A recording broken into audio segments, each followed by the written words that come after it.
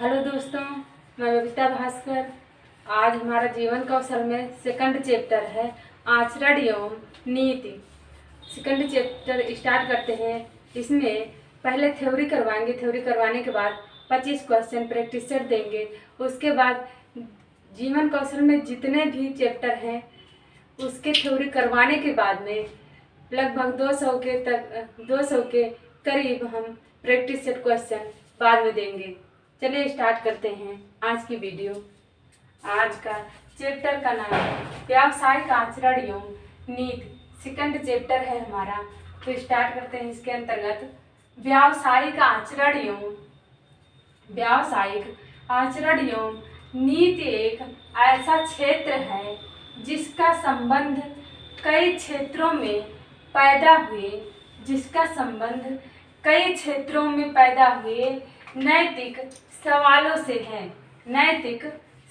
से है। जैसे देखते हैं, जैसे चिकित्सीय, तकनीकी, कानूनी और व्यावसायिक नैतिकता। और अगला इसके अंतर्गत पॉइंट देखते हैं। यह नैतिकता का वह रूप है जो व्यावसायिक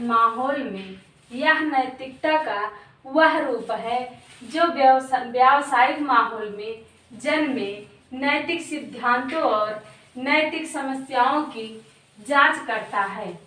दूसरा पॉइंट है, यह व्यवसाय आचरण से जुड़े सभी पहलुओं पर लागू होता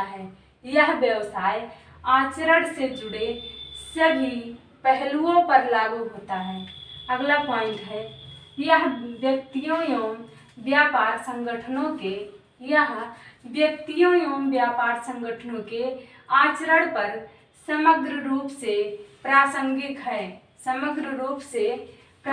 है। अगला पॉइंट है, यह पेशेवरों द्वारा अपेक्षित व्यवहार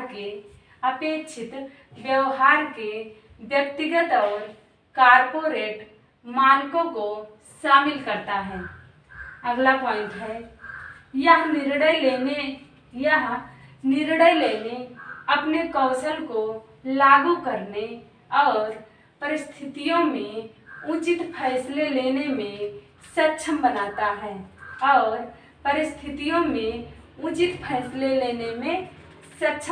है, जिसे कोई सामान्य व्यक्ति नहीं कर सकता। अगला पॉइंट है, शिक्षकों को अपनी पेशेवर नैतिकता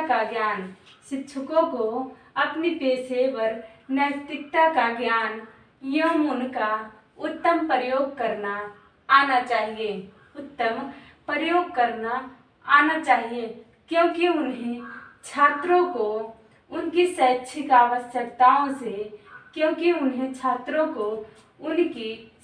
आवश्यकताओं के साथ ही उनके जीवन के बहुमूल्य पाठ को पढ़ाना आवश्यक होता है। अगला पॉइंट है, व्यावसायिक नैतिकता प्रामाणिक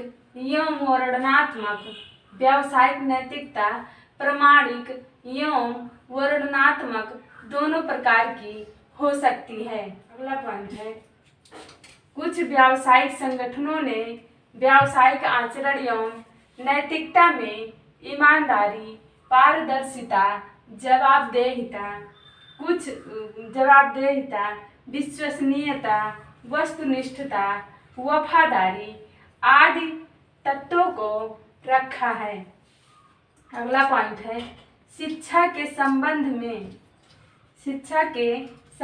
में शिक्षकों को भी अपने पेशेवर आचरण में उपर्युक्त आवश्यक तत्वों के साथ साथ सीखने को छात्र हितों को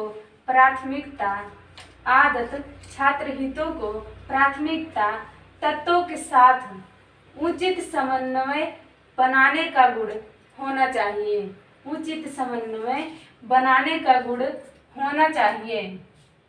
तो आगे की हेडिंग देखते हैं हम अपनी।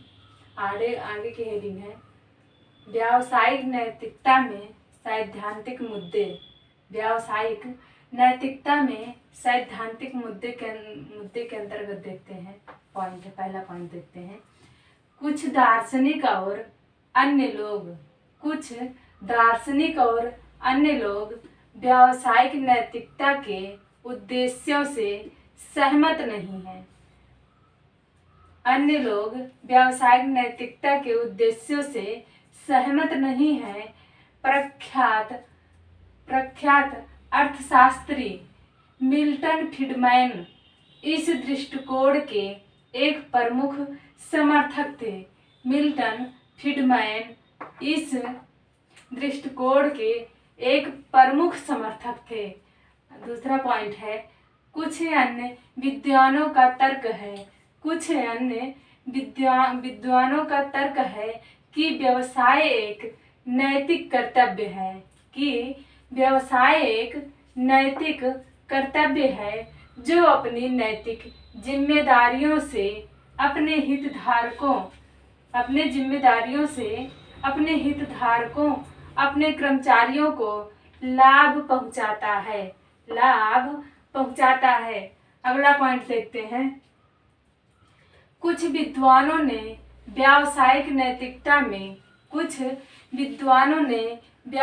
नैतिकता में सामाजिक अनुबंधन सिद्धांत को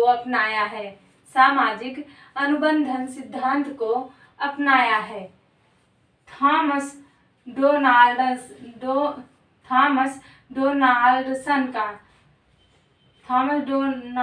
एवं थॉमस डफी जैसे विद्वान इस सिद्धांत के समर्थक हैं। अगली हेडिंग देखते हैं। व्यावसायिक नैतिकता पर धार्मिक मुद्दे। यहाँ पर देखा व्यावसायिक नैतिकता में सैद्धांतिक मुद्दे, यहाँ पर धार्मिक मुद्दे। अगर इसमें पॉइंट है, व्यावसायिक नैतिकता पर ऐतिहासिक और वैश्विक महत्व के धार्मिक विचार अक्सर व्यावसायिक नैतिकता को कम करके आंकते हैं। दूसरा पॉइंट है, एशिया और मध्य पूर्व में धार्मिक और सांस्कृतिक परिप्रेक्ष्य ने व्यवसाय के आचरण पर एक मजबूत प्रभाव छोड़ा है और व्यापार मूल्यों का सृजन किया है। अगली हेडिंग देखते हैं। क्रियान्वयन के अंतर्गत देखते हैं। इसमें पहला पॉइंट है, पेशे की स्वच्छता एवं अखंडता बनाए रखने हेतु आंतरिक तौर पर संगठन में अनुशासनात्मक कोड लागू किए जाते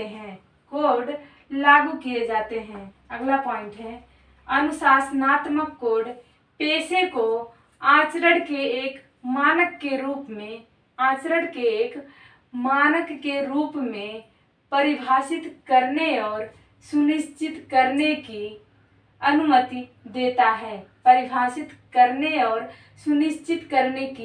अनुमति देता है। अगली हेडिंग है हमारी महत्व में पहला पॉइंट देखते हैं। व्यावसायिक नैतिकता सामाजिक जीवन में तेजी से उत्पन्न हो रहे परिवर्तन के कारण उभरने वाली चुनौतियों से निपटने में सक्षम बनाती है। अगला पॉइंट है, व्यावसायिक शिक्षक नैतिकता शिक्षकों के आध्यात्मिक गतिविधियों के भावात्मक पक्ष के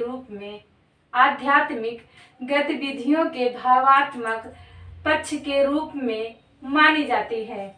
अगला पॉइंट है, यह पेशे में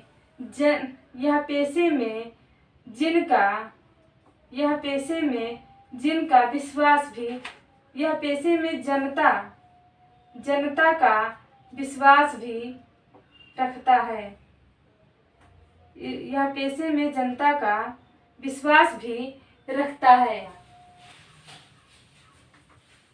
तो आगे की हेडिंग देखते हैं अपनी। ये है शिक्षण में व्यावसायिक आचरण एवं नीति। इसके अंतर्गत देखते हैं अगला पॉइंट है, यह बौद्धिक कौशल पर आधारित क्रिया है। यह बौद्धिक कौशल पर आधारित क्रिया है। और दूसरा पॉइंट है, इसमें व्यक्तिगत उन्नति से कहीं अधिक सामाजिक उन्नति होती है। इसमें व्यक्तिगत उन्नति से कहीं ज़्यादा अधिक सामाजिक उन्नति होती है। अब उसके आगे देखते हैं हम life skill practice set question देखते हैं। इसमें पहला क्वेश्चन है, व्यक्ति द्वारा उचित निर्णय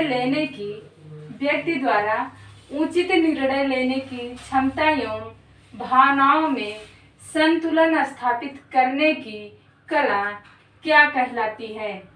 कला क्या कहलाती है? तो आंसर है हमारा जीवन कौशल। दूसरा क्वेश्चन है, निम्नलिखित में से क्या शिक्षार्थियों में सृजनात्मकता का पोषण करेगा? तो आंसर है हमारा हर शिक्षार्थी को प्रश्न पूछने का अवसर प्रदान करते हुए अंतर्निहित प्रतिभा को पोषित करना है। अगला क्वेश्चन है हमारा, शिक्षार्थी जो सीख चुके हैं उसे दोहराने अथवा याद करने में सहायता करना महत्वपूर्ण है, क्योंकि आगे आंसर देते हैं, पूर्व ज्ञान को नई जानकारी से जोड़ना अधिगम को बढ़ाता है। पूर्व ज्ञान को नई जानकारी से जोड़ना अधिगम को बढ़ाता है। अगला क्वेश्चन है हमारा, कोई शिक्षिका अपने शिक्षार्थियों को समूह चर्चा, समूह परियोजना कार्यों आदि जैसी अनेक समूह गतिविधियों में व्यस्त रखता है। इसमें अधिगम आयाम को मुख्यतया दी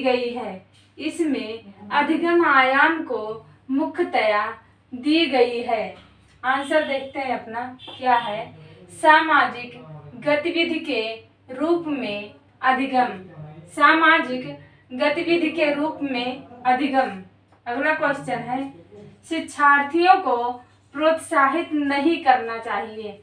शिक्षार्थियों को किस लिए प्रोत्साहित नहीं करना चाहिए, यहाँ पर नहीं पूछा है, ध्यान रखेंगे आप लोग क्वेश्चन में।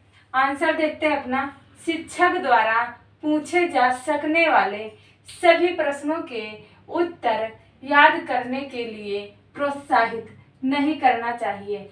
ये आंसर हमारा गलत है और यही गलत है जो वही हमारा आंसर क्वेश्चन के अनुसार सही है, क्योंकि इसमें नहीं पूछा गया है। अगला क्वेश्चन देखते हैं, शिक्षकों के एक समूह द्वारा किया जाने वाला शिक्षण कहलाता है। शिक्षकों के एक समूह द्वारा किया जाने वाला शिक्षण कहलाता है। तो हमारा आंसर है दल शिक्षण कहलाता है। अगला क्वेश्चन है, शिक्षण की नवाचार विधि जिसमें छात्र अपनी स्वयं की सीखने के गति से सीखता है, तो यह क्या कहलाता है? आंसर देखते हैं अपना, कहलाता है अभिकर्मित अनुदेशन कहलाता है। अगला क्वेश्चन देखते हैं, शिक्षा की औपचारिक संस्थाएं अस्तित्व में आने का कारण क्या है? शिक्षा की औपचारिक संस्थाएं अस्तित्व में आने का कारण क्या है? आंसर देखते हैं अपना, एक पीढ़ी से दूसरी पीढ़ी तक ज्ञान का स्थानांतरीकरण समाज के लिए आवश्यक हो गया है। स्थानांतरीकरण समाज के लिए आवश्यक हो गया है। अगला क्वेश्चन देखते हैं। एक मानकीकृत मनोवैज्ञानिक परीक्षण की मुख्य विशेषताएं क्या हैं? मुख्य विशेषताएं क्या हैं? तो आंसर देखते हैं हमारा क्या है। आंसर है वैधता। अगला क्वेश्चन है, पढ़ने और लिखने की अक्षमता है। पढ़ने और लिखने की अक्षमता है। पढ़ने और लिखने में जिनको प्रॉब्लम होती है वो उसको कहते हैं, आंसर है हमारा डिसलेक्सिया। डिसलेक्सिया के अंतर्गत ये प्रॉब्लम होती है। तो अगला क्वेश्चन देखते हैं अपना। नीचे लिखे वाक्यों को श्रवण प्रक्रिया के अनुसार क्रमबद्ध करो। क्वेश्चन है, नीचे लिखे वाक्यों को श्रवण प्रक्रिया के अनुसार क्रमबद्ध करो। इसमें ए ऑप्शन है, किसी कथन को ध्यानपूर्वक सुनना। किसी कथन को ध्यानपूर्वक सुनना। और बी वाला है, श्रुत सामग्री पर अपना मंतव्य स्थिर करना। वहीं सी वाला ऑप्शन है, श्रुत पर चिंतन मनन करना।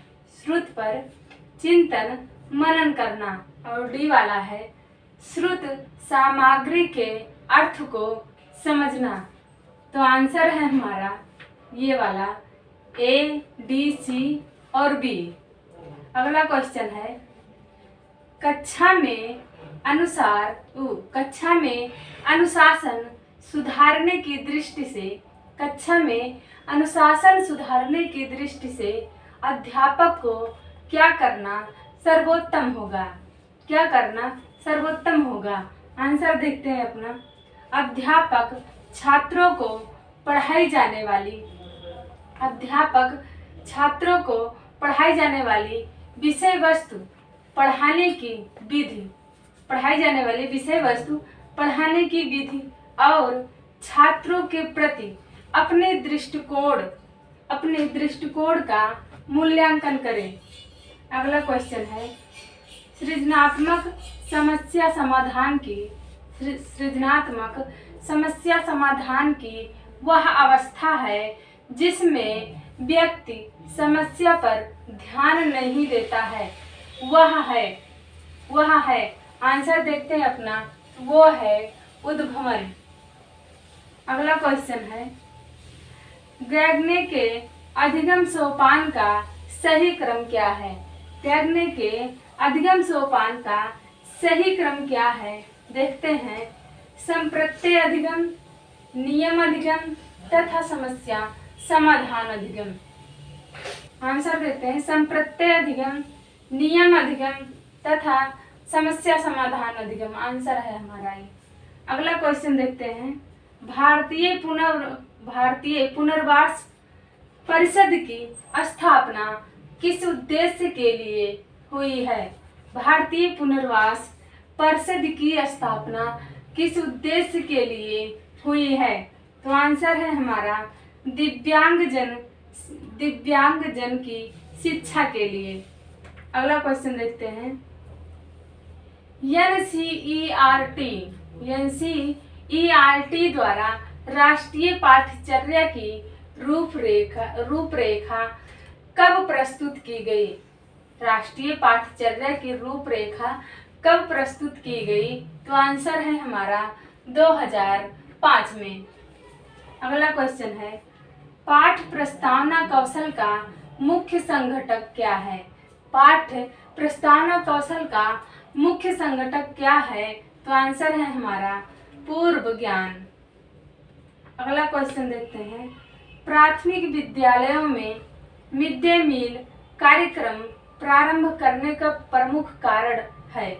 प्राथमिक विद्यालयों में मिड डे मील कार्यक्रम प्रारंभ करने का प्रमुख कारण क्या है?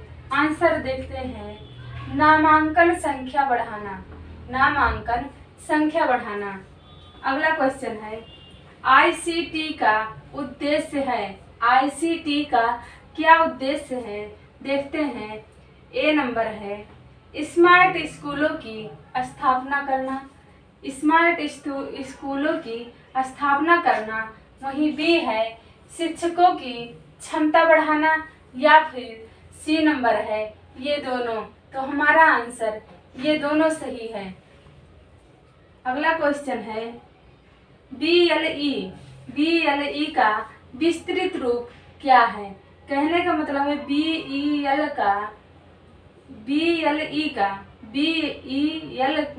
BLE का फुल फॉर्म क्या है। तो देखते हैं, virtual learning environment. Virtual learning environment है। अगला क्वेश्चन है NCERT ने शैक्षिक संदर्भ में निम्नलिखित मूल्यों में से किसको स्वीकार किया है। NCERT ने शैक्षिक संदर्भ में निम्नलिखित मूल्यों में से किसको स्वीकार किया है। तो आंसर देखते हैं अपना, सफाई एवं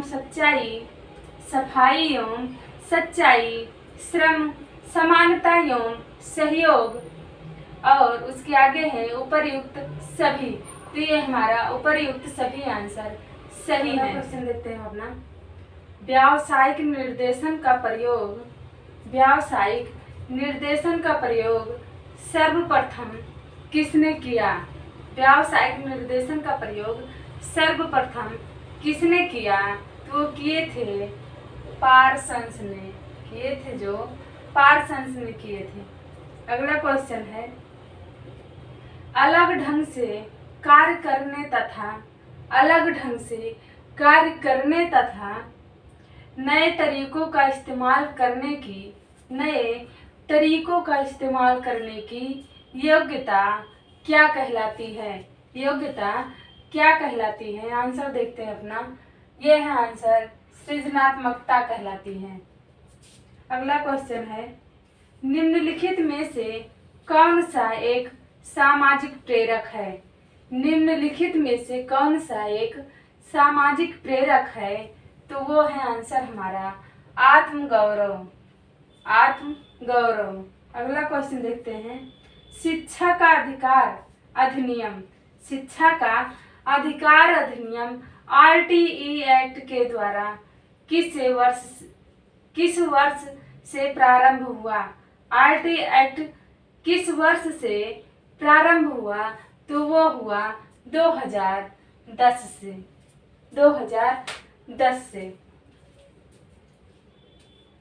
तो दोस्तों, आज की वीडियो हमारी यहीं पर समाप्त हुई। आप लोगों का बहुत बहुत धन्यवाद। मिलते हैं नेक्स्ट वीडियो में।